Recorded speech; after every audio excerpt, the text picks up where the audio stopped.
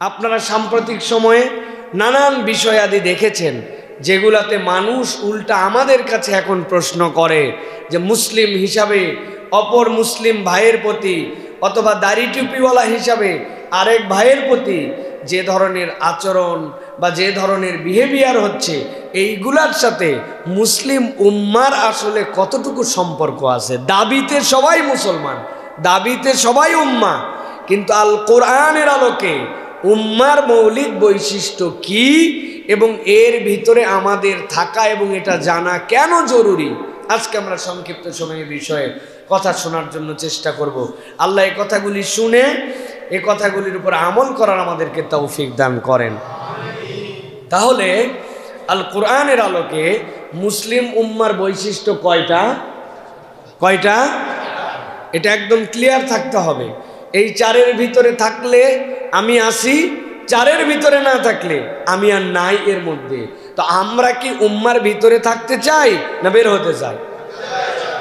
থাকতে চাইলে জানতে হবে, এই না জানলে আমাদের আল্লাহ রাব্বুল আলামিনের কাছে নিজেদেরকে গ্রহণযোগ্য করে তুলতে পারবো না। তাহলে উম্মার বৈশিষ্ট্য হচ্ছে চারটা। কয়টা? এর এক নম্বর বৈশিষ্ট্য হচ্ছে আল্লাহ রাব্বুল আলামিন বলছেন যে উৎসগত এবং গন্তব্যগতভাবে এ জাতি আল্লাহ ভীরু জাতি হবে। কি ভীরু? আল্লাহ ভীরু জাতি হবে। উৎসগত এবং গন্তব্যগত, আল্লাহ বেরও করছেন তাকে আল্লাহ ভীরুতার উপরে, আবার এর গন্তব্যটাও হবে আল্লাহ ভীরুতার উপরে। ইহুদি এবং নাসারাদের মতো নয়, ওদের মধ্যে হিকমা আর ওদের মধ্যে এই যে কোরআন বা ওদের মধ্যে ওহী, এই দুটার মধ্যে তারা পার্থক্য করে ফেলেছিল। আল্লাহ পয়গম্বর প্রেরণের উদ্দেশ্যে কি বলেছেন? ইয়াতলু আলাইহিম আয়াতিহি ওয়া ইউযাক্কিহিম ওয়া ইউআল্লিমুহুমুল কিতাবা ওয়াল হিকমা। কিতাবের সাথে হিকমা লাগবে। ইহুদিরা কিতাব ধরছে আর খ্রিস্টানরা হিকমা ধরছে, আর উম্মা মুসলিমা এই দুটাকে এক করছে। হয়তো একটু কঠিন শোনাচ্ছে কথা, কিন্তু বাস্তবতাটা একটু বললে বুঝতে পারবেন যে এই উম্মা হিকমা দ্বারা মূলত কি বোঝায়। আপনি কেবল মোটা দাগে আইন কানুন নিয়ম এটার মধ্যে যদি থেকে যান তাহলে এই উম্মার বৈশিষ্ট্য ধারণ করতে পারবেন না। আর যদি আপনি শুধু হিকমাতে যান তাহলে খ্রিস্টানদের মতো আপনি পথভ্রষ্ট হয়ে যাবেন। আল্লাহ বলছেন এই উম্মার উৎস এবং এই উম্মার গন্তব্য আল্লাহ ভীরুতার উপরে, সেটা কিতাব এবং হিকমার সাথে। সুবহানাল্লাহ। স্বামী স্ত্রীর বিশাল গন্ডগোল, এই গন্ডগোল অবস্থায় 50 বছর দাম্পত্য জীবন পার করে দিছে, এরকম আছে না ভাই? বাপ মার এই দাম্পত্য পার করা দেখে সন্তানরা অনেক সময় বলে কত সাংঘাতিক কথা, বাপ মা যে ফাটাফাটি, কেমনে তোমরা 50 বছর থাকলে? এখন এই থাকছে একসাথে, কিন্তু স্বামী বেচারির মনের মধ্যে একটু কাজ করে যে জায়গা মতো একটা মার দিব, জায়গা মতো মার দিব। হঠাৎ করে বেচারি মৃত্যুসজ্জায় স্বামী মারা যাবে, এর আগ মুহূর্তে সে হঠাৎ করে বলছে আমি আমার বউরে 3 তালাক দিয়ে দিলাম। কেন তালাক দিছে? তালাক দিছে ওই স্বামী যে যদি স্ত্রীকে তালাক দেওয়া হয় তাহলে স্বামীর মিরাসের যে সম্পত্তি যেটা উপর নিচে বন্টন হবে, স্ত্রী আর তাহলে সম্পদ পাবে না। এই বেচারি মৃত্যুসজ্জায় বেডে শুয়ে শুয়ে আখেরি ধাক্কা বউকে দেওয়ার জন্য তালাক দিছে। আইন কি বলে? তালাক যদি দেয় তালাক হবে কি না? হবে, তালাক দিলে তালাক হবে। কিন্তু হিকমা কি বলে? হিকমা বলতেছে, আমাদের ফকিহরা বলতেছেন ওই মুহূর্তে ইন্টেনশনালি সে যদি মৃত্যুসজ্জায় তালাক দেয় তাহলে বোঝা যাবে তার উদ্দেশ্য খারাপ। এই কোরআন কেবল হুকুম নয়, হিকমাও আছে। এই হিসাবে ফকিরা তার তালাককে ওই সময় বিবেচনায় নেবে না। এটা হচ্ছে এই উম্মা যাদের উৎস এবং যাদের গন্তব্য কিতাব এবং হিকমার সাথে, সাথে সাথে তাদের সম্পর্ক আল্লাহ ভীরুতার সাথে। কিসের সাথে? আল্লাহ রাব্বুল আলামিন বলছেন, আল্লাহ রাব্বুল আলামিনের দিন কি দিয়ে পূর্ণতা পেয়েছে? আল্লাহ যেই দিনকে পূর্ণ করে এই উম্মতকে অনন্য বৈশিষ্ট্য মণ্ডিত করেছেন। কেমনে এটা আল্লাহ রাব্বুল আলামিন বৈশিষ্ট্য মণ্ডিত করলেন? আল্লাহ সূরা মায়েদার ৩য় আয়াতের মধ্যে দ্বীনের পূর্ণতার বিধান আল্লাহ বর্ণনা করতে যে বলছেন, আল ইয়াউমা আকমালতু লাকুম দীনাকুম ওয়া আতমামতু আলাইকুম নি'মাতি ওয়া রাদিতু লাকুমুল ইসলাম দীনা। আল্লাহ রব্বুল আমিন বলছেন, আমি রব্বুল আমিন তোমাদের জন্য দিনকে পূর্ণ করে দিলাম। এই দিনের মধ্যে আর কোনো গ্যাপ নাই, এই দিনের মধ্যে নতুন করে সংযোজন করতে হবে, বিয়োজন করতে হবে, এরকম কিছু নাই। আল্লাহ বলছেন, ওয়া আতমামতু আলাইকুম নি'মাতি, আর আমি রব্বুল আমিন আমার যত ধরনের নিয়ামত আছে এই দিনের জন্য আমি রব্বুল আমিন সবগুলাকে তামাম করে দিয়েছি। ওয়া রাদিতু লাকুমুল ইসলাম দীনা। দুনিয়াতে অনেক ধর্ম থাকবে, কোনো ধর্ম অবলম্বীদের সাথে তোমাদের মারামারি করতে হবে অথবা তাদের সাথে কাটাকাটি করতে হবে, ইসলাম এরকম বিধান দেয় নাই। তবে আপনি যদি বলেন দুনিয়ায় সব ধর্ম আছে, সবগুলাই ঠিক, ইসলামও একটা ঠিক, তাইলে আপনি দিন থেকে বেরিয়ে যাবেন। আল্লাহর কাছে ঠিক হিসাবে একমাত্র ধর্মের নাম হচ্ছে ইসলাম। সকল ধর্মের সাথে সহাবস্থান থাকবে, সকল ধর্মের সাথে আপনার অন্যান্যদের নিরাপত্তার বিধান থাকবে, তারা তাদের ধর্মীয় স্বাধীনতা উপভোগ করবে। কিন্তু ধর্মীয় স্বাধীনতা উপভোগ করার মানে এই নয় দুনিয়ার সব ধর্মই ঠিক, ইসলামও ঠিক না। আল্লাহ বলছেন, ওয়া রাদিতু লাকুমুল ইসলাম দীনা। আল্লাহ একমাত্র ইসলামকে আল্লাহর কাছে সঠিক ধর্ম হিসেবে কবুল করেছেন। এই জন্য উম্মার বৈশিষ্ট্য হবে আল্লাহকে ভয় করে আমি যে দিন পালন করছি ওই দিনের পূর্ণাঙ্গতা নিজের জীবনে বাস্তবায়ন করার চেষ্টা করা। আল্লাহর দিন যেটা আল্লাহ দিয়েছেন ওটার যে পূর্ণাঙ্গতা, ওটার যে হুকুম হাকাম, ওটা নিজের জীবনে নিতে হবে। আল্লাহ কোরআনে অনেক জায়গায় বলেছেন, আফাতুমিনুনা বিবাদিল কিতাব ওয়া তাকফুরুনা বিবাদ।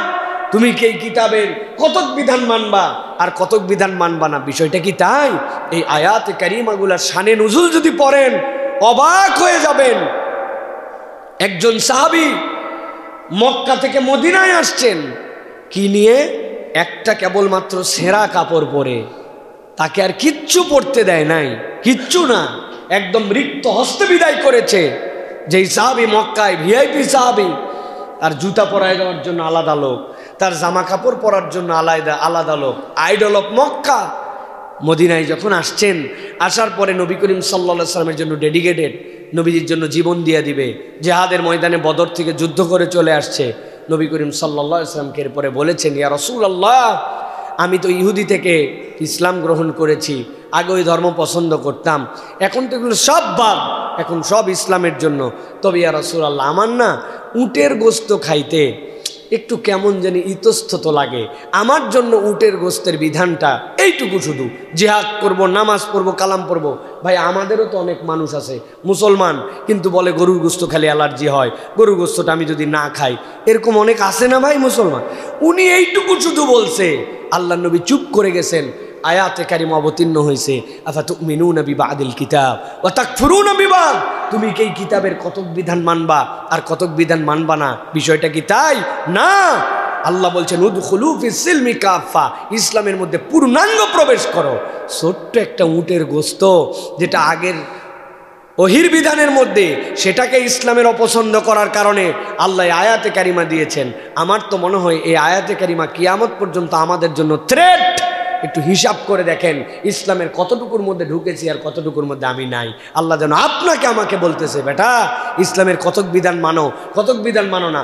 নামাজের ইসলাম মানো, কিন্তু বউ পর্দার ইসলাম মানো না। হ্যাঁ, জুম্মার নামাজের ইসলাম মানো, ওয়াক্তের নামাজের ইসলাম মানো না। হ্যাঁ, তুমি আল্লাহ রাব্বুল আমিনের কোরআনকে বলো আমানতু বিল্লাহি ওয়া মালাইকাতিহি ওয়া কুতুবি, কিন্তু আল্লাহর আইনে দুনিয়া চলুক, ওই দুনিয়ার বিধান তুমি মানো না। তুমি আল্লাহ রাব্বুল আলামিনের হজের ইসলাম মানো, কিন্তু আল্লাহ জিহাদের কথা বলেছেন, ওইটা বললে তুমি জঙ্গিবাদের ট্যাগ লাগায় দাও, ওই ইসলাম তোমার পছন্দ না। আপনার আমার প্রত্যেকের জীবনের জন্য সামঞ্জস্যশীল এই আয়াত, ঠিক কিনা? হিসাব মিলায় নেন। এই জন্য প্রিয় ভাইয়েরা, আমাদের মূল দিক হবে উম্মার বৈশিষ্ট্য আল্লাহকে ভয় করা, আল্লাহ ভীরুতাই আমাদের জন্য। আল্লাহ ভীরু হলে আল্লাহ যা বলছেন সব মেনে নিবে। আর আল্লাহকে ভয় না করলে আপনি আর দুনিয়ার কাউকে গুনবেন না। তখন গুনবেন আপনি?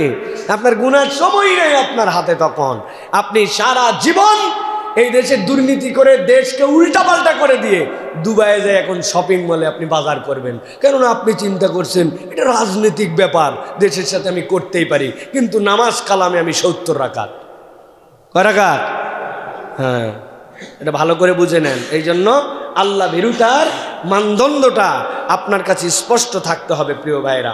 এই জন্য আল্লাহ রাব্বুল আলামিন বলছেন এই উম্মাহ ন্যায় পরায়ণ উম্মাহ, এই উম্মাহ ন্যায় পরায়ণ উম্মাহ, এটার ঘোষণাকে দিচ্ছেন আল্লাহ নিজেই বলছেন ওয়া কাযালিকা জাআলনাকুম উম্মাতাও ওয়াসাতা, আমি রব্বুল আমিন তোমাকে মধ্যম পন্থার ওয়াসাত উম্মাত হিসেবে তোমাকে ঘোষণা দিয়েছি। এটা আল্লাহ রাব্বুল আলামিন নিজে ঘোষণা দিয়েছেন। অতএব উম্মার 1 নম্বর বৈশিষ্ট্য হবে আল্লাহ ভীরুতা আমাদের মূল চালান। আল্লাহ ভীরুতা কি? মূল চালান। আল্লাহ ভীরুতা হচ্ছে আমাদের জীবনের জন্য সবকিছু। প্রিয় ভাইরা, আল্লাহ রাব্বুল আমিন এরপরে বলছেন এই যে আল্লাহ ভীরুতা আমাদের জীবনে, এই জাতির যা কিছু আছে আল্লাহ বলছেন তুমি নিজে নিজে চিন্তা করে কিচ্ছু বের করো নাই। আল্লাহ রব্বুল আমিন এই জাতির জন্য কল্যাণকর যা কিছু বের করে দিয়েছেন। আল্লাহ বলছেন কুনতুম খায়রা উম্মাতিন উখরিজাত লিন্নাস, আল্লাহ বলছেন তোমাদেরকে উত্তম উম্মাত করে তোমাদেরকে অন্য কেউ বের করে নাই। আল্লাহ বলছেন উখরিজাত মানে তোমাদেরকে বের করা হয়েছে, এই বের করেছেন রব্বুল আলামিন।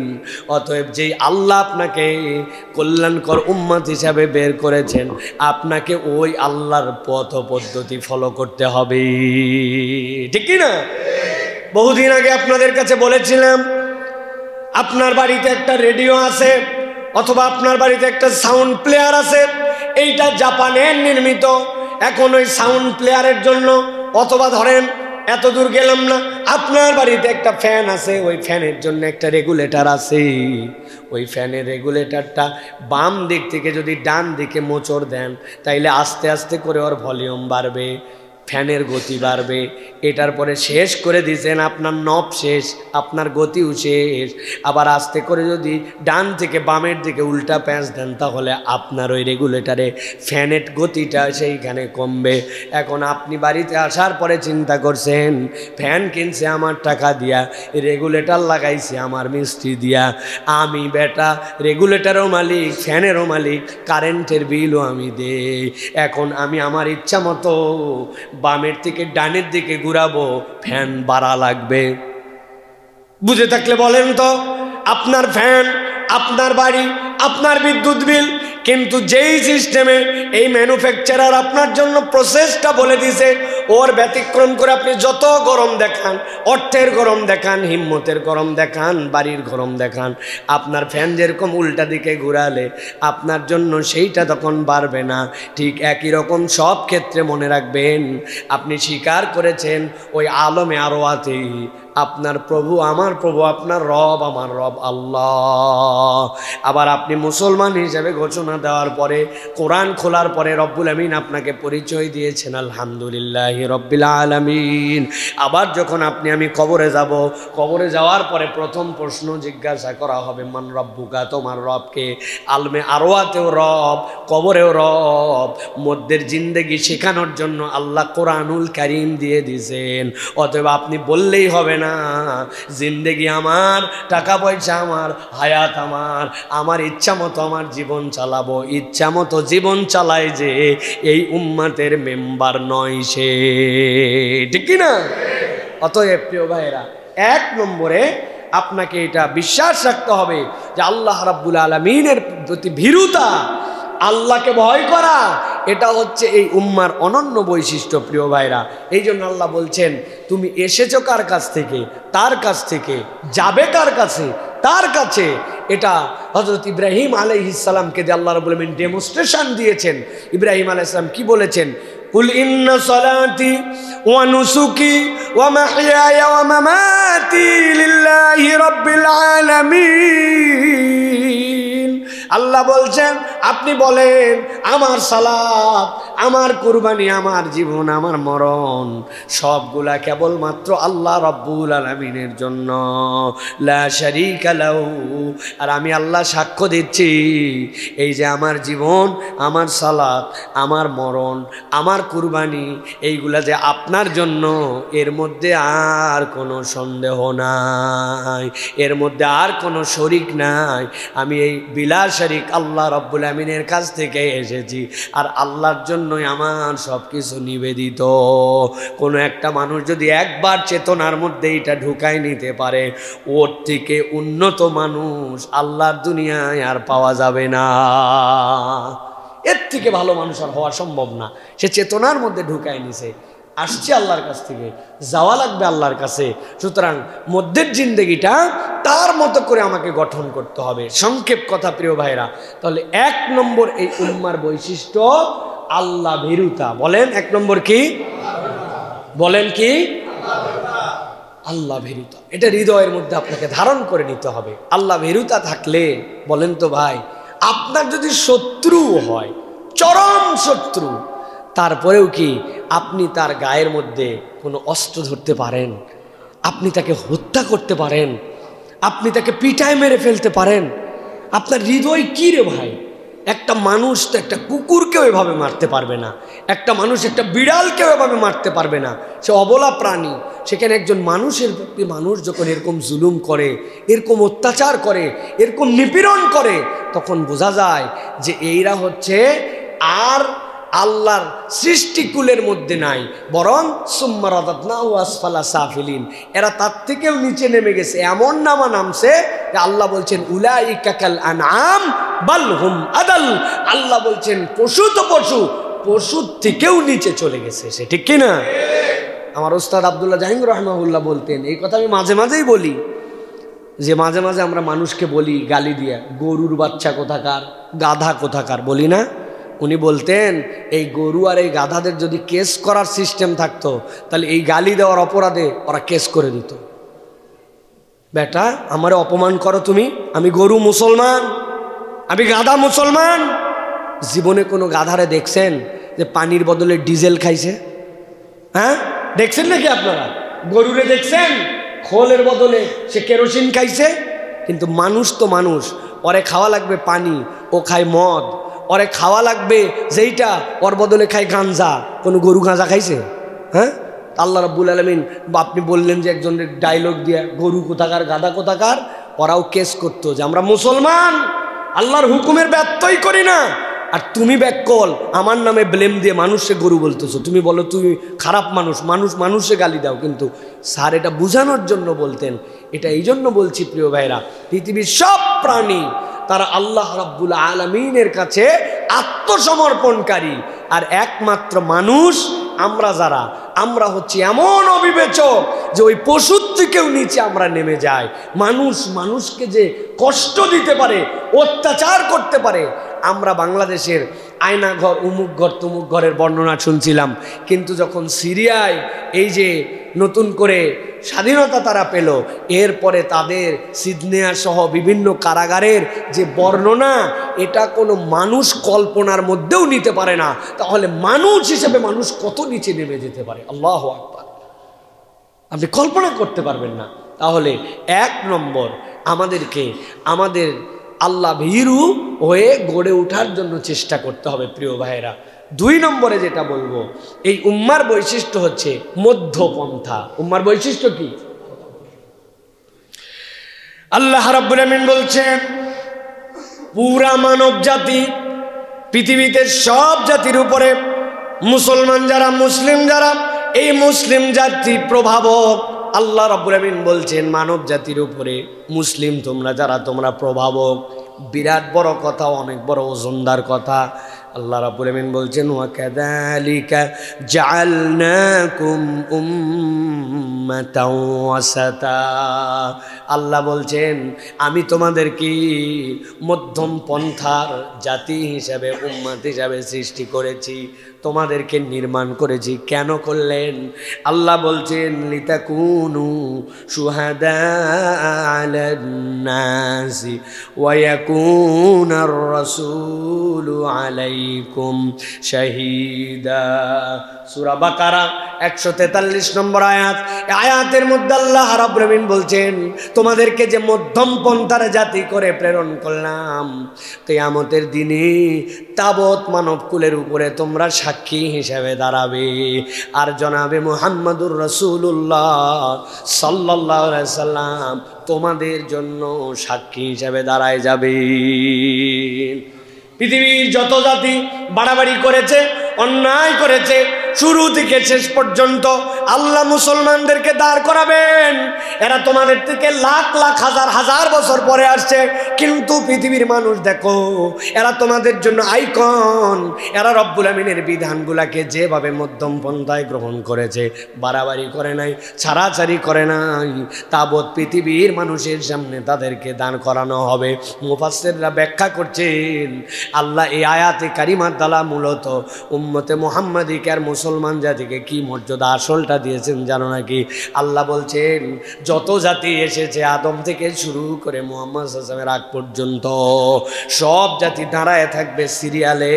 আর সবার শেষে আসার পরেও কেবল এই মধ্যম পন্থা অবলম্বনকারী জাতি হিসাবে সকলের আগে আল্লাহ রাব্বুল আলামিন উম্মতে মুহাম্মাদিকে জান্নাতে ঢুকায় দিবে। আল্লাহ এই জন্য বলছেন লিতাকুনু শুহাদা আলান নাস ওয়া ইয়াকুনার রাসূলু আলাইকুম শাহীদা। আল্লাহ বলছেন আমি রব্বুল আলামিন সকল জাতির উপরে তোমাদেরকে যেরকম সাক্ষ্য বানাবো, ঠিক একই রকম আমার হাবিব মুহাম্মাদুর রাসূলুল্লাহ সাল্লাল্লাহু আলাইহি সাল্লামকে তোমাদের জন্য সাক্ষ্য বানায় দিব। সুবহানাল্লাহ। তাহলে এই জাতির মূল টার্গেট হবে মধ্যম পন্থা অবলম্বন করার জন্য। মধ্যম পন্থার দিক কয়টা? মধ্যম পন্থার দিক আছে 6টা। 6টা ক্ষেত্রে মধ্যম পন্থা অবলম্বন আমাদের তবিয়ত এবং ফিতরাতের মধ্যে যাবে। 1 নম্বর বিশ্বাস এবং কল্পনা, এটাতেও আমাদের মধ্যমপন্থী আমরা। 2 নম্বরে চরিত্র এবং মুআমালাত, এইটাতেও আমরা মধ্যম পন্থার অবলম্বনকারী জাতি। 3 নম্বর শরীয়ত পালন এবং ইবাদত, এটাতেও আমরা মধ্যম পন্থার অবলম্বনকারী। 4 নম্বর চিন্তা এবং উপলব্ধিতে আমরা মধ্যম পন্থার অবলম্বনকারী। 5 নম্বর আধ্যাত্মিকতা এবং জাগতিকতা উভয় জায়গায় আমাদের জন্য মধ্যম পন্থা। 6 নম্বর ব্যক্তিগত এবং সামাজিক ক্ষেত্রে আমরা মধ্যম পন্থা অবলম্বনকারী। এই 6টার মধ্যে যা বললাম ইনক্লুডিং এভরিথিং দেয়ার, যে এর মধ্যে সব কিছু আছে, মানুষ এইগুলা ক্ষেত্রে মধ্যম পন্থা অবলম্বন করবে, এটা এই উম্মতের বৈশিষ্ট্য হবে। সুবহানাল্লাহ। নবী করিম সাল্লাল্লাহু আলাইহি সাল্লাম ইবাদতেও মধ্যম পন্থা অবলম্বন করেছেন। একদল সাহাবী এসে বললেন নবী করিম সাল্লাল্লাহু আলাইহি সাল্লাম কি আমল করেন? বলেন নবী করিম সাল্লাল্লাহু আলাইহি সাল্লাম একদিন রোজা রাখেন, একদিন রোজা বাদ দেন। নবী করিম সাল্লাল্লাহু আলাইহি সাল্লাম রাতের কতক অংশ ঘুমান, কতক অংশ ইবাদত করেন। ওই সাহাবী বলল নবী তো নবী, নবী তো নবী, উনার কোনো গুনাহ নাই, আমল নাম আল্লাহ রাব্বুল আলামিন সব ডিলিট করে দিয়ে পঙ্কিল বানায় রাখছেন, নবী তো নবী। আমি এত ছাড় দিতে রাজি নাই। দিনের বেলা পুরা রোজা, রাত্রে বেলা পুরা নামাজ। এই কথা নবী করিম সাল্লাল্লাহু আলাইহি সাল্লাম শুনে ফেলছেন। শুনে বের হয়ে এসে বলছেন কে বলল এই কথা? কে বলল এই কথা? আলাইকুম বিসুন্নতি, তোমাদের উপর আমার সুন্নাত, ওয়া মান রাগিবা আন সুন্নতি ফালাইসা মিন্নি, আও কামা ক্বালা আলাইহিস সালাতু ওয়াস সালাম। হাদিসের ভাষাটা এরকম, হুবহু টেক্সট এরকম নয় যে কেউ যদি আমার সুন্নাতকে ত্যাগ করে সে আমার উম্মতি নয়। আমি কিছু রোজা রাখি, কিছু রোজা ছাড়ি, আমি পরিবারকে সময় দেই, ঘুমাই, আবার তাহাজ্জুদ পারি। তুমি এত বড় কি পণ্ডিত হয়ে গেছো যে তুমি পুরা রাত নামাজ পড়বে, পুরা দিন রোজা রাখবে? আমার সুন্নাত অনুসরণ না করলে তুমি আমার উম্মত নয়। আল্লাহু আকবার। কত বড় ইবাদতের আবেগ দেখাইছে, নবীজি ওই জায়গায় থামায় দিয়েছেন। এই থামানো ওই জায়গায় নয়, এটা মূলত মধ্যম পন্থার জাতি হিসাবে আল্লাহ আমাদেরকে বিবেচনা করেছেন। সবগুলা আছে, আধ্যাত্মিকতা, জাগতিকতা, ব্যক্তিগত, সামাজিক, চিন্তা, মুআমালাত, আচার আচরণ সবগুলাই মধ্যপন্থা থাকবে। একজন এমন নরমের নরম, লোকজন খালি উষ্টা মারে, আরেকজন এমন গরমের গরম, লোকজনের কাছেও ভেড়ে না। চরিত্র আপনার এরকম হবে না। ইউ হ্যাভ এ পার্সোনালিটি, আপনার একটা গায়রত থাকবে, আপনার একটা আত্মসম্মানবোধ থাকবে, এটা আপনার মধ্যে থাকতে হবে। আমরা অনেক সময় গুলায় ফেলি। বিনয় মানে কি ভাই? বিনয় মানে মিনমিন করে কথা বলা। তাহলে বিনয় কি জিনিস? আমাদেরকে তো বিনয় হতে হবে। মধ্যমপন্থার অন্যতম গুণাগুণ বিনয়। বিনয় মানে একদম মিনমিন করে ছেঁড়া কাপড় পরে লেবাসু লেবাসু হয়ে ঘুরবে মানুষ, এটার নাম বিনয়? আপনি মিসকনসেপ্টের মধ্যে আছেন। ওমর রাদিয়াল্লাহু তাআলা আনহু থেকে একটা কথা, আর আমার তাফাক্কুর থেকে একটা কথা বলি। বিনয় মানে আপনার চলাফেরায় অহংকারের বহিঃপ্রকাশ নাই। You have a personality, strong personality. আপনার স্ট্রং পার্সোনালিটি থাকবে, তাহলে আপনি বিনয়ী, কিন্তু আপনি অহংকার দেখান না। আপনার পার্সোনালিটি না থাকলে তো হলো না। পৃথিবীর যত নেতা আছেন এই পুরা পৃথিবীতে, নেতৃত্বের যত গুণাগুণ, এর 5টাকে তারা আইডেন্টিফাই করছেন যে এই 5টা গুণাগুণ না থাকলে লিডার হওয়া যায় না। এর সবচেয়ে দামি গুণাগুণ কি?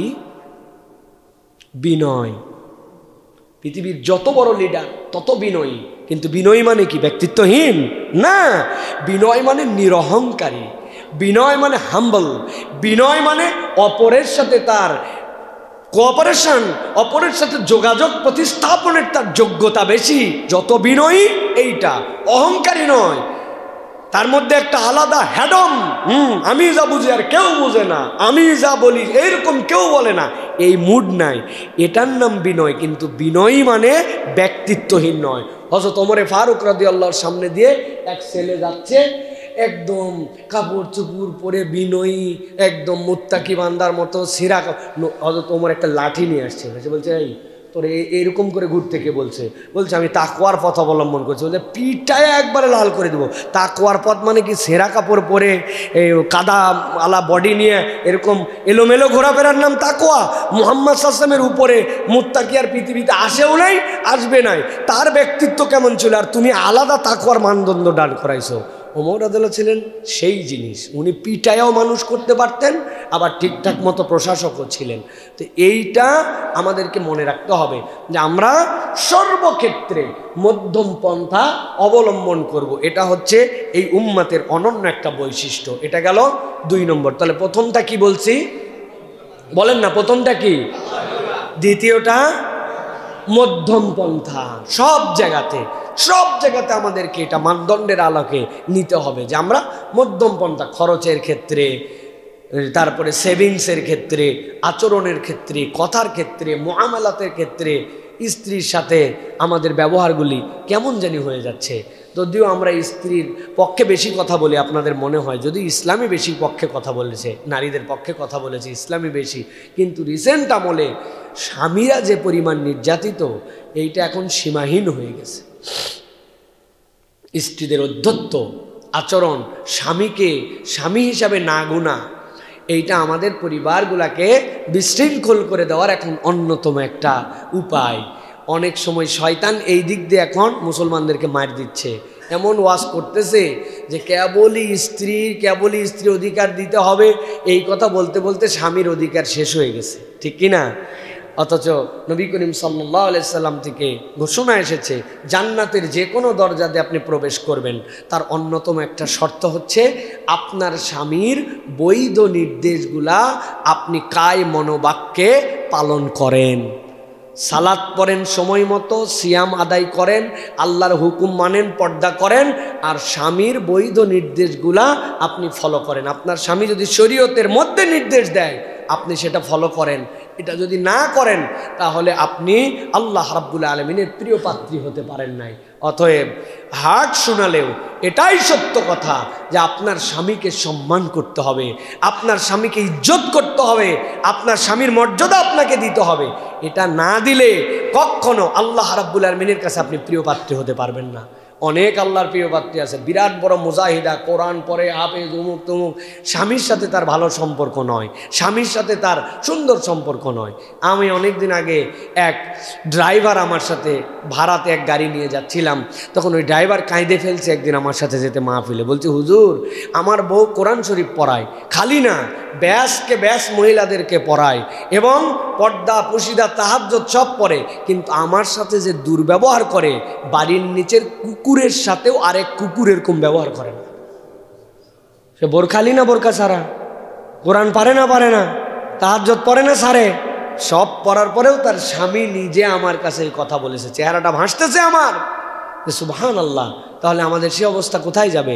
বড় ভয়ঙ্কর প্রিয় ভাইরা। এই জন্য এইগুলা জায়গাতেও আমাদের কারেকশন আনতে হবে প্রিয় ভাইরা। এটা 2 নম্বর গেল। 3 নম্বর, এই উম্মার শ্রেষ্ঠত্বের কারণ হচ্ছে এই উম্মা দাওয়া, এটা হচ্ছে তাদের ফিতরাত। দাওয়া কি? প্রত্যেকটা উম্মতের একজন মেম্বার একজন দাঈ ইলাল্লাহ, সুবহানাল্লাহ বলেন। এই উম্মা প্রচারমুখী, তাদের ঐশী বাণীকে সে প্রচার করে, আত্মকেন্দ্রিক নয়, আমি আমারটুকু হলেই হয় না, সে আত্মকেন্দ্রিক নয়। শুধু ঈমান আনা ফরজ ছিল আমাদের জন্য, কিন্তু আমাদের দায়িত্বটা অনেক বেশি। আল্লাহ রাব্বুল আমিন কি বলছেন? ঠান্ডা মাথায় একটু বোঝেন। আল্লাহ বলছেন কুনতুম খায়রা উম্মাতিন উখরিজাত লিন-নাস। আল্লাহ বলছেন তোমাদেরকে সৃষ্টি করা হয়েছে অপর ভাইয়ের জন্য, অপর মানুষের জন্য। আল্লাহ বলছেন তা'মুরুনা বিল মারুফ ওয়া তানহাউনা আনিল মুনকার ওয়া তু'মিনুনা বিল্লাহ। সূরা আলে ইমরান 110 নম্বর আয়াত, তাফসীর পড়ে দেখবেন, মজা পাবেন। আল্লাহ রাব্বুল আমিন বলছেন তোমাদের জন্য আমি শ্রেষ্ঠত্ব দিয়েছি, মানুষের কল্যাণের জন্য বের করেছি। এর 1 নম্বর দায়িত্ব হচ্ছে তোমরা মানুষকে সৎ কাজের আদেশ দিবে, আর 2 নম্বর অন্যায় থেকে ফিরাবে। এখন আমাদের সমাজের কালচার হয়ে গেছে, মানুষকে কিছুটা সৎ কাজের আদেশ দিলেও অন্যায় থেকে ফিরানোর দায়িত্ব আর আমরা রাখি না, ঠিক কিনা ভাই? যে যা করতেছে তারটা করুন, তার হিসাব সে দিবে, আমার কিসের আবার তার মধ্যে যাওয়া লাগবে? আল্লাহ বলছেন না চেক অ্যান্ড ব্যালেন্স লাগবে। তুমি যদি সৎ কাজের আদেশের সাথে অন্যায় থেকে না ফিরাও, সমাজটা তখন এলোমেলো হয়ে যাবে, সমাজটা নষ্ট হয়ে যাবে। আল্লাহ বলছেন ওয়া তুমিনুনা বিল্লাহ, আর আল্লাহর প্রতি ঈমান আনবে।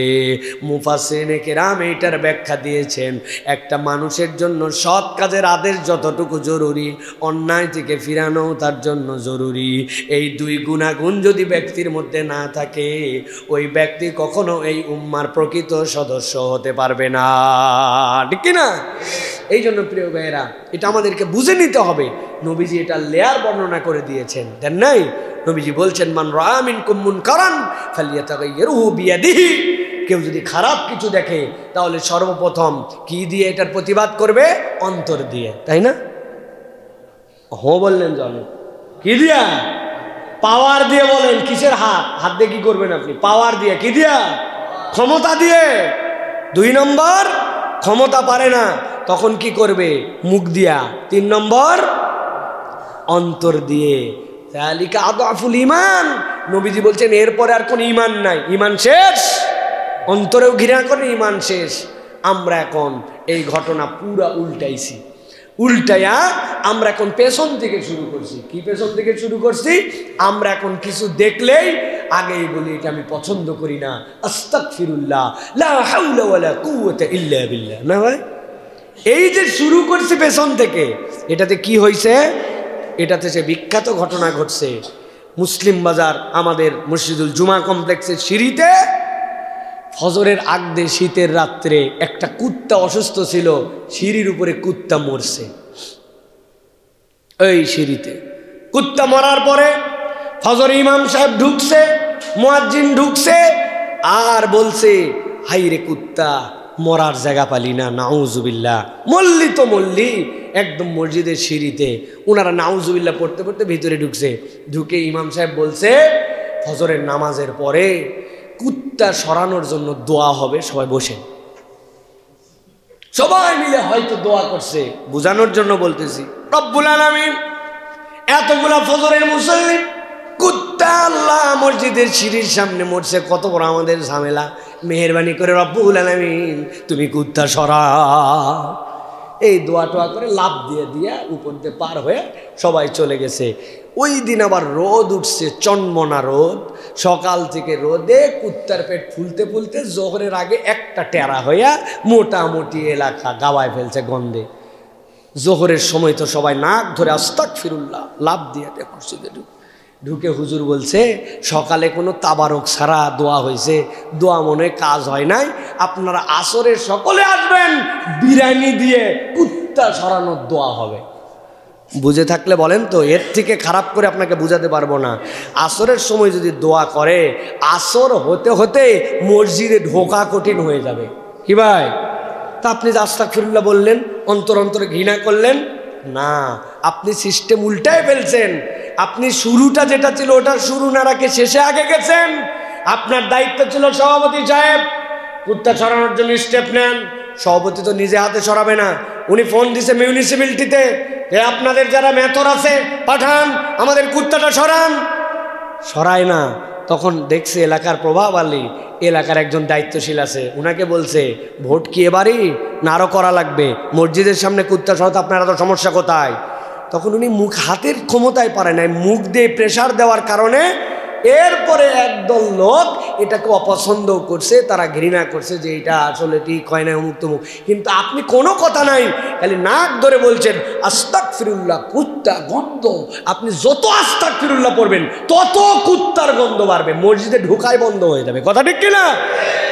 আপনি আল্লাহর বিধান বুঝেন নাই। তা'মুরুনা বিল মা'রুফ ওয়া তানহাউনা আনিল মুনকার। আপনি খালি বলছেন বাবা নামাজ পড়ো, নামাজ পড়ো, নামাজ পড়ো, নামাজ পড়ো, কিন্তু এলাকায় যে গাঁজা খায়, গাঁজা খাওয়া বন্ধ করো। এলাকায় যে বেহায়াপনা হয়, এলাকায় যে সুদের কারবার হয়, এলাকায় যে জুয়া মারানি হয়, আপনি জীবনে ওইগুলা কথা বলেন নাই। আপনার দাওয়াত ভুল, এই ভুল দাওয়াতের কারণে পিটন খাওয়া লাগতেছে। ঠিক কিনা? আপনার দাওয়াতের তরিকা বুঝেন নাই। আপনি খালি এক দলে গেছেন। আপনি এই দুইটার চেক অ্যান্ড ব্যালেন্স লাগবে, এবং এই ব্যালেন্সের সৌন্দর্য আছে। এই হাদিসের মধ্যে বিরাট কথা আছে। আপনি প্রথমে ক্ষমতা, মুখ, এরপরে অন্তর। অন্তরের ঘৃণা করা মানে কি? ঘরে ঘরে আমি ঘৃণা করে থেকে গেলাম কোনো একটা খারাপ কাজ, জি না, ওইটা পেছন দিক থেকে আবার আগাতে হবে। ব্যাখ্যাটা সারা জীবন মনে রেখে দিবেন। ভাই আপনি এই কাজটা ঘৃণা করেন না, আমারও বলার শক্তি নাই, আমারও হাতের শক্তি নাই, আপনিও ঘৃণা করেন না, আপনিও করেন। আমরা একাই ঘৃণা করি না, 10 জন ঘৃণা করি, 10 জন মিলে একটা এরপরে কণ্ঠশক্তি তৈরি করছি। 10 জন মিলে পেছন দিক থেকে আগাচ্ছি। আমি ঘৃণা করে আস্তাগফিরুল্লাহ, আস্তাগফিরুল্লাহ, নিজে বাঁচলে বাপের নাম, এই বলে বলে আপনি ঘরের মধ্যে করতেছেন আকাম। এত সহজ নয়। আপনি এটা অপছন্দ করেন, খুঁজতে হবে কোন 10 জন অপছন্দ করে। ওই 10 জন মিলে বলার শক্তি অর্জন করছেন না। আমরা এখন একটু কথা ভয়েস রেস করতে পারি, 10 জন বলতে পারে, ওরকম 10 জন মিলে এক হয়ে আপনি এরপরে শক্তি অর্জন করার চেষ্টা করছেন। এটা হচ্ছে অন্তরের ঘৃণার লেয়ার। অন্তরের ঘৃণা মানে মনে অপছন্দ করে ঘরে শুয়ে যাওয়া না, ওটার জন্য আপনার ওয়ার্ক আছে। আল্লাহ বলছেন এই উম্মাদকে আমি অনন্য বানাইছি, এই জন্য সে অন্যায় থেকে ফিরায়, সৎ কাজের আদেশ দেয়। এখন আমি তো অনেক জায়গায় বলি, এলাকায় পিচ্ছি পিচ্ছি পোলা বিড়ি খায়, দেখছেন আপনারা, আর এলাকার যে লিডার উনিও না দেখে চলে যায়। কারণ কি? কারণ উনার হিম্মত নাই, উনি বহু আগেই বিড়ি খাওয়া বাদ দিয়ে দিছে। কি খায়? গাঁজা খায়। মনে করছেন বিড়ি খাওয়া বাদ দিয়ে বিরাট ভালো হয়ে গেছে, উনি এখন গাঁজা খায়। এখন যে বেটা গাঁজা খায় ও বিড়ি করে কেমনে ঠেকাবে? কি ওর মোরাল পাওয়ার কোথায়? ওর মোরাল পাওয়ারটা কোথায়? ওর নৈতিক অবস্থানটা কোথায়? তো ওই রকম নেতৃত্বের জায়গাটাও যেতে হবে, ওরকম মানুষের হাতে দিতে হবে যে বড় ভাইকে দেখে ছোট ভাই ভয় পায়, যে বড় ভাই ছোট ভাইকে শাসন করতে পারে, বড় ভাইকে বড় ভাইয়ের মতো যোগ্যতা অর্জন করতে হবে। প্রিয় ভাইয়েরা, এই জন্য আল্লাহ বলছেন তোমাদের উম্মতের বৈশিষ্ট্যটাই তো হচ্ছে দাওয়াত। তুমি মানুষকে দাওয়াত করবে, তুমি মানুষকে বুঝাবে, তুমি মানুষকে নির্দেশনা দিবে। এটা আল্লাহ রাব্বুল আলামিন তোমাদের জন্য দায়িত্ব দিয়েছেন। প্রিয় ভাইরা, এই জন্য আল্লাহ রাব্বুল আলামিন বলছেন যে তোমাদের এই দাওয়াতের ভিত্তিটা কি? কোনো সাম্প্রদায়িক গোষ্ঠীগত আরব আজম এরকম নয়, বরং এই উম্মার শ্রেষ্ঠত্বের মানদণ্ডে আল্লাহর উপরে যে ঈমান আনছে তারই দায়িত্ব হচ্ছে সৎ কাজের আদেশ দেওয়া আর অন্যায় থেকে ফিরানো। এটা প্রত্যেকটা ব্যক্তি মাত্র তার দায়িত্ব। সুবহানাল্লাহ। আপনি একবার শুধু চিন্তা করেন, আমি ব্যক্তি সৎ কাজের আদেশ দেই, অন্যায় থেকে ফিরাই, তো আমি কি সেই লোক যেই লোক যে কাজ করতেছে ওই কাজ থেকে অন্যকে ফিরাই? তাহলে আমি কেমন লোক হইলাম? আতা'মুরুনা আন-নাসা বিল বিররি ওয়া তানসাউনা আনফুসাকুম ওয়া আনতুম তাতলুনাল কিতাব। তোমরা কি সেরকম লোক নাকি যে মানুষকে যেটা নিষেধ করো সেটা তুমি নিজে করো? তুমি কেমন তাহলে মানুষ? তোমার তো মানুষ হলো না। এটার একটা মজার উদাহরণ আছে। উদাহরণটা হচ্ছে আমাদের বাচ্চা কাচ্চা যারা আছে তাদেরকে আমরা অনেক সময় রাগারাগি করলে ওদেরকে বলি না যে বাবা রাগারাগি করতে হয় না, রাগ করতে হয় না, বলি না ভাই? আমরা বাচ্চাদেরকে উপদেশ দেই না আমরা? তো বাচ্চারা একবার শুনছে, দুইবার শুনছে, তিনবার করছে, আপনি বাচ্চা কাচ্চাকে বলছেন বাবা রাগ করতে হয় না, রাগ করতে হয় না। এক পর্যায়ে আপনি বাচ্চাকে বলছেন আগেই বলছে তোমাকে রাগ করতে হয় না। আপনি কি করছেন ভাই? বুঝছেন? আপনি বুঝে ফেলছেন তো না? মানে আপনি কেইসা রাগা রাখছেন, রাগে বলতেছেন রাগ করতে হয় না। তা আপনি কিসের দাওয়াত দিলেন? আপনার দাওয়াত তার মানে আপনি বোঝেন নাই। আগে দাওয়াতটা নিজের মধ্যে নিতে হবে। তা আপনি যখন দাঈ ইলাল্লাহ সৎ কাজের আদেশ দিবেন, অন্যায় কাজ আপনি জানেন যে আল্লাহর প্রতি ঈমান আনলে এটা আমার দায়িত্ব, তাহলে একটা মানুষকে আমি বলতেছি ভাই নামাজ পড়ো, আমি কোন ব্যাককল আমি নামাজ না পড়ে পরে বলতেছি নামাজ পড়, আমি বলতেছি ভাই তুমি মিথ্যা কথা বলো না, অথচ আমি নিজের কাছে নিজে ক্লিয়ার না, আমি মিথ্যুক। তাহলে আমি যদি দাঈ ইলাল্লাহ হই তাহলে সকলের আগে আমার মধ্যেও আল্লাহ ওই সেন্সিটিভিটি দিবে যে আমাকেও তো শুধরাতে হবে। এখন আমরা চিন্তা করছি দাঈ ইলাল্লাহর গ্রুপই আলাদা, ওরা খালি আদেশ নিষেধ দিবে, আমি খালি শ্রোতা। এই মন যদি হয় তাহলে সমাজ পরিবর্তন হবে না। এই উম্মাতের প্রতিটা সদস্যই একজন দাঈ ইলাল্লাহ। আপনাকে এই দায়িত্ববোধের জায়গাটা জাগ্রত করতে হবে। আল্লাহ রাব্বুল আমিন বলছেন এই যে উম্মত, তার মধ্যে থেকে বনি ইসরাইল, আল্লাহ বনি ইসরাইলের প্রতি কেন লানত দিয়েছেন? আল্লাহ রাব্বুল আমিন সূরা মায়েদার ৭৮ থেকে ৭৯ নম্বর আয়াতের মধ্যে বলছেন নুইনাল্লাযীনা কাফারু মিন বানি ইসরাঈল আলা লিসানি দাউদ ওয়া ঈসা ইবনে মারইয়াম যালিকা বিমা আসাউ ওয়া কানু ইয়াতাদুন। এরা ঈসা ইবনে মারইয়াম থেকে শুরু করে দাউদ থেকে শুরু করে সকলের দ্বারা আল্লাহর পক্ষ থেকে বিধান পেয়েছিল, কিন্তু এদের দুইটা নিজেদের জীবনে বড় দোষ ছিল। এক নম্বর তারা অবাধ্য, আর দুই নম্বর তারা স্পষ্ট সীমা লঙ্ঘনকারী। আল্লাহ রাব্বুল আমিন বলছেন কানু লা ইয়াতানাহাউনা আন মুনকারিন ফাআলু লাবিসা মা কানু ইয়াফআলুন। আল্লাহ বলছেন ওরা সৎ কাজের আদেশ দিলেও মানুষকে অন্যায় থেকে ফিরাতো না। তাহলে এক নম্বরে অবাধ্য, দুই নম্বরে স্পষ্ট সীমা লঙ্ঘনকারী, আর তিন নম্বরে তারা মানুষকে অন্যায় থেকে ফিরাতো না। এই তিন অপরাধ থাকার কারণে আল্লাহ বলছেন বনি ইসরাইলদেরকে আল্লাহ লানত, আল্লাহ লানত তাদের প্রতি। তাহলে আমরাও যদি অন্যায় থেকে না ফিরাই, অন্যায় যে দেখে আর অন্যায় যে করে আর অন্যায় যে সহে, দুইজনই সমান অপরাধী। কথাটা কিন্তু অনেক যৌক্তিক কথা। আপনি অন্যায় দেখে গেলেন, সয়ে গেলেন, এটা আমাদের এখান থেকে বেরিয়ে আসতে হবে। জাতির 5th pillar of a nation কোনটা ভাই? সাংবাদিক, তাই না? সংবাদ মাধ্যম।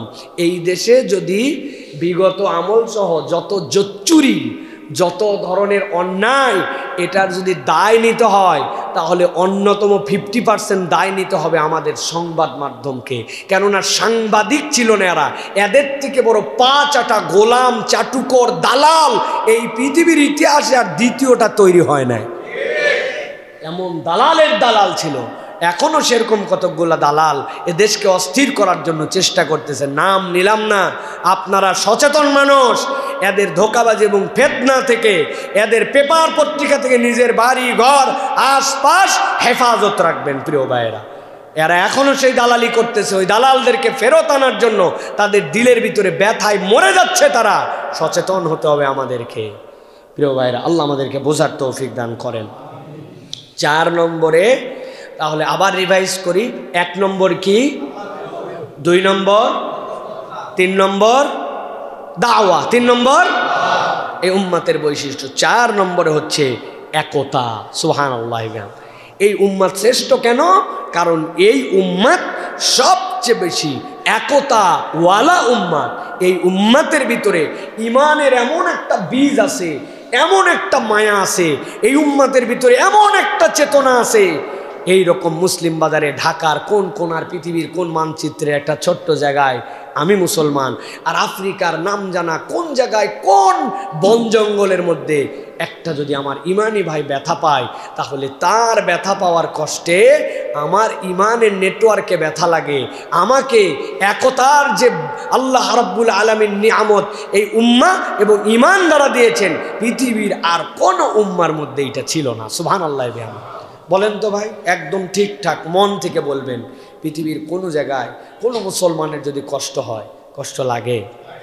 কিছুই করতে পারি না, কিন্তু ইস ও আমার মুসলমান নামটা শুনলে আমাদের কষ্ট লাগে। যদি কষ্ট লাগে, বুঝবেন ইমানটা একটু বাকি আছে এখন। আল্লাহর দেওয়া এটা দয়া আমাদের প্রতি। আল্লাহ রাব্বুল আমিন বলছেন, ইন্না হাযিহি উম্মাতুকুম উম্মাতান ওয়াহিদা ওয়া আনা রাব্বুকুম ফা'বুদুন।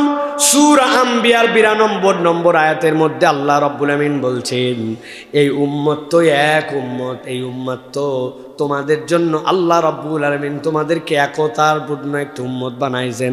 আর আল্লাহ বলছেন এই উম্মতের রব হচ্ছে আল্লাহ, অতএব রব্বুল আলামিনের তোমরা ইবাদত করো। সুবহানাল্লাহ।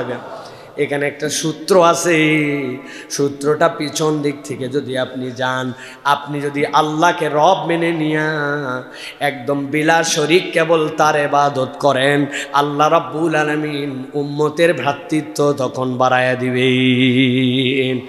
এই উম্মতের আকীদা বিশুদ্ধ, যেটা সারা পৃথিবীর সব জায়গায় একই আকীদা, একই ধরন, একই মনন। এই উম্মত বিশ্বাস করে আল্লাহ ছাড়া আমার কোনো রব নাই, আল্লাহ ছাড়া আমার কোনো পালনকর্তা নাই, আল্লাহ এবং বান্দার মধ্যে ইবাদতে কোনো ভায়া মাধ্যম নাই। ওটা আফ্রিকার যে মুসলমানের জন্য যা, আমার দেশের মুসলমানের জন্য তাই। আল্লাহ বলছেন আমি তোমাদের রব, আমার ইবাদত করো। আপনি যখন এক ডেস্টিনেশনের দিকে যাবেন, এক রবের ইবাদত করবেন, আল্লাহ তখন আপনাকে একীভূত বানায় এক উম্মত হওয়ার যোগ্যতা বাড়ায় দিবেন। সুবহানাল্লাহ। আমরা কাবার দিকে মুখ করে নামাজ পড়ি, আমরা কাবার ইবাদত করি না, আমরা কাবার রবের ইবাদত করি, কিন্তু কাবাটার দিকে আমরা মুখ ফিরাই। সারা পৃথিবীর মানুষ ওই কাবামুখী হয়ে, আপনি এই জুমার নামাজ এখন পড়তেছেন, এখনো আমেরিকায় জুমার ওয়াক্তই হয় নাই, গভীর রাত, আগামীকালকে শনিবার, ওই শনিবারে তারা হচ্ছে জুমার নামাজ পড়বে, কিন্তু আমরা আছি কাবার পূর্ব দিকে, তথা কাবার যেদিকে দরজা, কাবার যেদিকে হজরা আসওয়াদ, আমরা তার পিছনে আছি, আমরা এদিকে নামাজ পড়তেছি, কিন্তু ওরাও জুমাই পড়বে, কিন্তু ওরা উল্টা দিক থেকে আমাদের দিকে একরকম মুখ করে সালাত আদায় করবে। তাহলে আমাদের সব মুখগুলা কাবামুখী, এটা প্রমাণ করে এটা একটা ইউনিটি। আমরা কাবার ইবাদত করি না, কাবার রবের ইবাদত করি, কিন্তু এই ইবাদতের পদ্ধতিতে দুনিয়ার সব মুসলমান একমুখী হয়ে যায়। সুবহানাল্লাহ। সব মানুষ একমুখী হয়ে যায়। আল্লাহ রাব্বুল আলামিন এই নিয়ামতগুলো আমাদের জন্য দান করেছেন, এবং এই এক যখন হয়, আল্লাহ রাব্বুল আলামিন বলছেন, ইন্না হাযিহি উম্মাতুকুম উম্মাতান ওয়াহিদা ওয়া আনা রাব্বুকুম ফাত্তাকুন। সূরা মুমিনুনের ভিতরে একই আয়াত, শুধু ফাত্তাকুন দিয়ে আল্লাহ রাব্বুল আলামিন বর্ণনা করেছেন। আল্লাহ বলছেন এই উম্মত এক, এই উম্মতকে আল্লাহ রাব্বুল আলামিন রব তার, সুতরাং তোমরা ভয় করলে ওই রবকে একমাত্র ভয় করো। সুতরাং এই উম্মাহ যদি আল্লাহকে ভয় করে চলে, আল্লাহ রাব্বুল আলামিন আমাদের যে ওয়াহদা, আমাদের যে একীভূত, এটা আল্লাহ রাব্বুল আলামিন আমাদেরকে এক করে দিবেন। প্রিয় ভাইরা, এই জন্য এই উম্মাহ এক শরীরের মতো, এই উম্মার এক আকীদা, এই উম্মার এক লক্ষ্য, এই উম্মার এক গন্তব্য, ঠিক কিনা? আমাদের এক শরীর, পুরা উম্মাহ মিলাই এক শরীর। আমাদের আকীদা কি? একটাই আকীদা, আহলে সুন্নাত ওয়াল জামাতের আকীদা একটাই। এই উম্মার একটাই লক্ষ্য, আর এই উম্মার একটাই গন্তব্য, আমাদের লক্ষ্য আল্লাহর রেজামন্দি, আমাদের গন্তব্য জান্নাতুল ফেরদাউস, ঠিক কিনা প্রিয় ভাইরা? সে পৃথিবীর যেখানেই থাক। সুতরাং এই যে আল্লাহ রাব্বুল আলামিন আমাদেরকে এক হওয়ার যে আল্লাহ যোগ্যতা দিলেন, এটা আল্লাহর নিয়ামত। প্রিয় ভাইরা, সংক্ষেপে এর সাথে অ্যাড করে দুইটা বিষয় শুধু বলি। উম্মাতের মধ্যে এত বিভক্তির কারণ কি? অনেক কারণ বলা যাবে। আমি আপনাদের কাছে সূরা আনআমের 153 নম্বর আয়াতটা আপনাদের নলেজে দেওয়ার জন্য দিলাম। আল্লাহ বলছেন, ওয়া আন্না হাযা সিরাতি মুস্তাকিমা ফাত্তাবিউহু। আল্লাহ বলছেন, এই যে তোমাদের জন্য যেই রাস্তাটা দেওয়া হলো, কোরআনের রাস্তা, এটা তোমাদের জন্য সিরাত মুস্তাকিম, তোমরা এটাকে অনুসরণ করো। ফাত্তাবিউ, আল্লাহ বলছেন, ওয়ালা তাত্তাবিউস সুবুলা ফাতাফাররাকা বিকুম আন সাবিলিহি। আর তোমরা বহু পথ আছে, এই পথ তোমরা গ্রহণ করো না। বহু পথ যদি গ্রহণ করো, ভিন্ন পথ যদি গ্রহণ করো কোরআন ছাড়া, এটা তোমাদেরকে আলাদা বানায় দিবে। মুসলমান সমাজতান্ত্রিক মুসলমান, মুসলমান পুঁজিতান্ত্রিক মুসলমান, মুসলমান গণতান্ত্রিক মুসলমান, মানে প্রচলিত যে গণতন্ত্র, যেই গণতন্ত্রের থেকে ভুয়া বস্তা পচা আর কোনো আইটেম নাই। আমি ভোটে দাঁড়াইছি তাই বলে আবার মনে করেন না আমি দাঁড়াইছি। আমি ভোটে দাঁড়াইছি, আমাকে নির্বাচিত করবে কে? একজন রিক্সাওয়ালা, রিক্সাওয়ালা হিসেবে ছোট বলতেছি না, মানে সে পড়ালেখা করে নাই। আরেকজন পিএইচডি হোল্ডার, আরেকজন মেন্টাল পাগল, কিন্তু তার ন্যাশনাল আইডি কার্ডও আছে, ভোট দেওয়ার যোগ্যতাও আছে। মেন্টালও ভোটার, অশিক্ষিত ভোটার, পিএইচডি হোল্ডারও ভোটার, সকলে মিলে যার পক্ষে ভোট দিবে উনি বিজয়ী হয়ে যাবে। আপনি বলেন তো ভাই, এর থেকে পাগলা পদ্ধতি আর কি হতে পারে? এখন খারাপের ভালো নাই যেহেতু এটা আপনি মেনে নিচ্ছেন, কিন্তু এটাকে ফিল্টারিং করার সুযোগ আছে, এটা 2 লেয়ার 3 লেয়ার বানানোর সুযোগ আছে, যেইগুলা আমরা অনেক সময় বানাই না। আরও বড় কথা, গণতন্ত্র যেখান থেকে আমরা কালচার করতেছি, ফলো করতেছি, তাদেরটাও তো আমরা পুরাটা নেই না। আপনার মন চাইলে আপনি দাঁড়ায় গেলেন না, আপনাকে তো প্রথমে প্রাইম 2 জন লোককে নির্বাচন করতে হবে, যে আপনার ভোট তো তাছাড়া সকলের মধ্যে স্লট আউট হয়ে যাচ্ছে, হচ্ছে না? সকলের মধ্যে ভাগ হয়ে যাচ্ছে, যে একজন পাইলো 29, আরেকজন পাইলো 31, আরেকজন এই 29-31-এ ভোট দেখা যাচ্ছে যে 62%, আরেকজন পাইছে তারও কম, কিন্তু এই যে ভাগ হয়ে গেছে, ভাগ হয়ে যে ফাঁকের থেকে একজন বের হয়ে গেছে, তো ওরা তো এই গণতন্ত্র চর্চা করে না। ওদের মধ্যে থেকে সকল বাদ দিয়া 2 জন 3 জন 4 জনকে তারা দাঁড় করায়, এর মধ্যে থেকে সকলে তাদেরকে নির্বাচিত করে। তো যাই হোক, এটা নিয়ে অনেক কথা বলার আছে। মূল আমার বক্তব্যের বিষয় যেটা, আমরা যদি হ্যান মতবাদ, ত্যান মতবাদ, অমুক মতবাদ, তুমুক মতবাদ ধরি, আমরা দিন দিন শুধু বিভিন্ন ফেরকায় আলাদা হয়ে যাব। আর আমরা যদি আল্লাহর রসুল, আল্লাহর দেখানো পদ্ধতি, কোরআন সুন্নাহ অনুযায়ী আমরা যদি চলি, আল্লাহ বলছেন তোমরা এক হয়ে থাকতে পারবে। সুতরাং যত এই যে মতাদর্শ দুনিয়ায় ছড়ায় পড়ছে আর মুসলমানরা তাদের পিছে ছোটে, এইগুলো এই উম্মার বিভক্তির অন্যতম কারণ। আর একটা বিষয় যেটা আল্লাহ রাব্বুল আলামিন বলছেন, ইয়া আইয়ুহাল্লাযীনা আমানু ইন তুতিউ ফারীকাম মিনাল্লাযীনা উতুল কিতাব ইয়ারুদ্দুকুম বা'দা ঈমানিকুম কাফিরুন। আল্লাহ রাব্বুল আলামিন বলছেন, তোমাদের মধ্যে থেকে এমন কতগুলো লোক যাদেরকে কিতাব দেওয়ার পরে কাফের হয়ে গেছে, আর এই মানুষগুলোর যদি অনুসরণ করি আমরা, তাদের পদাঙ্ক অনুসরণ করি, তাহলে আমাদের জন্যও এটা বিপদ হবে। আল্লাহ বলছেন, ইন্নামাল মুমিনুনা ইখওয়া, পুরা পৃথিবীর মুমিনরা হচ্ছে ভাই সদৃশ, ভ্রাতৃত্বের বন্ধনে যে আমরা একত্রিত হতে পারি, এটা আল্লাহ রাব্বুল আলামিন ডিমান্ড করতেছেন আমাদের প্রতি। সুতরাং প্রিয় ভাইয়েরা, আমরা বলবো এই উম্মাকে যদি এক করে রাখতে হয়, প্রত্যেকের ভিতরে আল্লাহ ভীরুতার চেতনা লাগবে, প্রত্যেকের ভিতরে আপনার দাওয়াতের মেজাজ এবং আমাদের এই মানদণ্ডে আমাদেরকে আল্লাহর সামনে দাঁড়ানোর মতো মন মানসিকতা নিতে হবে। আর প্রত্যেকের মধ্যে আমাদের একটা জিনিস সব সময় নিজেদের মধ্যে নেওয়ার জন্য চেষ্টা করতে হবে, সেটা হচ্ছে এই উম্মার একটা গোষ্ঠী থাকবে যারা সৎ কাজের আদেশ দিবে, অন্যায় কাজ থেকে ফিরাবে। সকলেই দায়ী, কিন্তু একটা ডেডিকেটেড দল এর জন্য লাগবে। আল্লাহ বলেছেন, ওয়াল তাকুম মিনকুম উম্মাতুন ইয়াদউনা ইলাল খাইর ইয়ামুরুনা বিল মারুফ ওয়া ইয়ানহাউনা আনিল মুনকার ওয়া উলাইকা হুমুল মুফলিহুন। একদল লোক থাকবে যাদের কোনো কাজ নাই, তাদের কাজই হবে মানুষকে সৎ কাজের আদেশ দেওয়া, অন্যায় থেকে ফিরানো। আল্লাহ বলছেন, যারা এই কাজ করবে উলাইকা হুমুল মুফলিহুন, এই মানুষগুলো সফল হয়ে যাবে। সুবহানাল্লাহ। সুতরাং দায়ী আল্লাহদেরকে সাপোর্ট করা, তাদের বিপদে আপদে পাশে দাঁড়ানো, তাদেরকে সম্মান দেওয়া, যে এই মানুষগুলো এই কাজ করছেন, যেই কাজ আমারও করার কথা ছিল। আপনি সবসময় টিটকারির চোখে দেখেন, সবসময় ভিন্নভাবে ভেঙান, এটা এত সহজ নয়। আল্লাহ রাব্বুল আমিন এই দায়িত্ব আমাদেরকে দিয়েছেন। সূরা আলে ইমরান 104 নম্বর আয়াত, এটার ব্যাখ্যা করা হয়েছে। এটা দুইটা ব্যাখ্যা আছে। একটা হচ্ছে নিজেদেরকে দাওয়াত এবং আদেশের নিষেধের উপযুক্ত বানাও, আর এমন একটা দল বানাও যারা অবিরত এই কাজ করে। সুবহানাল্লাহ বিহামদি। হয় নিজেকে যোগ্য বানাও অথবা দল বানাও। তা আমি হতে পারি নাই, যে করে তাকে আপনি সাপোর্ট দিবেন না? তাকে আপনি সাপোর্ট দিবেন না? আপনি কেমনে সাপোর্ট দিচ্ছেন? সাপোর্ট তো আমরা দিচ্ছি না। অনেক সময় আমরা ক্রিটিসাইজটাই বেশি করি, সমালোচনাটাই বেশি করি আমরা এই ময়দানের জন্য। সুতরাং প্রিয় ভাইরা, আমাদেরকে এই চেতনা নিয়ে আমাদেরকে কাজ করতে হবে। আর দায়ীদের একটা মূল চেতনা হবে ওমা আরসালনাকা ইল্লা রাহমাতাল লিল আলামিন, সমগ্র জগতের জন্য আমার নবী রহমত হিসাবে এসেছেন।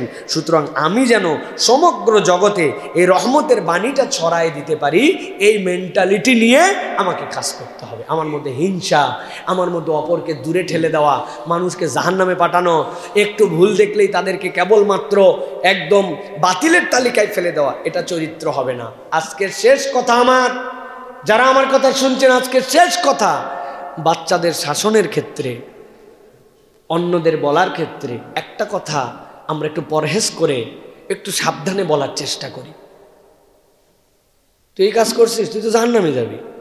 এই কাজ করছিস, আল্লাহ তোকে শেষ করে দিবে। যে কাজ করছিস তুই, তোর তো ধ্বংস সামনে। ওরে আল্লাহ, তোর যে অবস্থা, কবরে যায় ধরা খাই যাবি। একটা মানুষকে আপনি রাত দিন খালি জাহান্নাম, রাগ, শেষ হয়ে যাওয়া, ধ্বংস, এই মানুষের কনসেপ্টের মধ্যে ঢুকাইছেন। আল্লাহ রাগী, আল্লাহ ধ্বংস করে দিবে, আল্লাহ ধরবে, আল্লাহ খাইয়ে ফেলবে, আল্লাহ শোধ নিবে। আপনি মানুষের কনসেপ্টে এটা ঢুকাই ফেলছেন। ওই বাচ্চা বড় হওয়ার পরে কি ধারণা হয় জানেন? ওর ধারণা আল্লাহ প্রতিশোধ নেওয়ার জন্যই বোধহয় শুধু আমাদেরকে সৃষ্টি করছে। ও আল্লাহর দয়ার খুঁজে পায় না। আল্লাহ যে গফুর, আল্লাহ যে গফফার, আল্লাহ যে রহমান, আল্লাহ যে রাহিম, আল্লাহ সেই তুলনায় দুই একবার কেবল কাহার আর জব্বার বলেছেন। আল্লাহর পুরা আসমাউল হুসনাটাই আল্লাহর কেবল নরম, আল্লাহর দয়া, আল্লাহর ক্ষমা, আল্লাহর সাহায্য দিয়ে ভরা। আপনি মানুষকে খালি বলেই গেছেন শেষ হয়ে গেলি, ধ্বংস হয়ে গেলি, এটা কখনো একজন প্রপার মুসলিমের কথা হবে না। এটা মানুষের মেজাজের মধ্যে ঢুকে যায়। এই জন্য মানুষকে নম্রতা দিয়ে, ভালোবাসা দিয়ে, আল্লাহ তোর প্রতি রহম করুক, এটা বাহিরের লোকেরা বলে। আপনি বিরাট বড় ভুল করছেন, আগেই বলবে আল্লাহ তোমার প্রতি রহম করুক, আল্লাহ দয়া করুক, আল্লাহ তোমার হেদায়েত দেখ, কাজটা ভালো করো নাই ভাই, আগে এইগুলো কথা বলছে। আর আমরা খালি উড়াই দিছি। ফজর পড়ছিস না, জোহর হ্যাঁ, আসর হ্যাঁ, মাগরিব হ্যাঁ, এশা হ্যাঁ, ফজরই পড়িস নাই, বাকি চারটা শুরুই নাই, এগুলোতে কি হবে? তুই তো শেষ। হ্যাঁ, এটা কি বলেন? আমি যেটা বললাম এটা কি বানায় বললাম না আমাদের ধরন এরকম?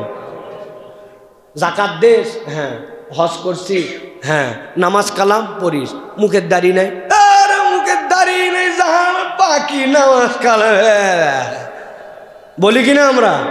আপনি উল্টাটা বলেন, যেই লোক নামাজ পড়ে, যেই লোক জাকাত দেয়, আল্লাহর ঘরে গেছে, তাহলে ওই লোক মুখে দাড়ি না থাকলে কেমনে মানায় রে ভাই?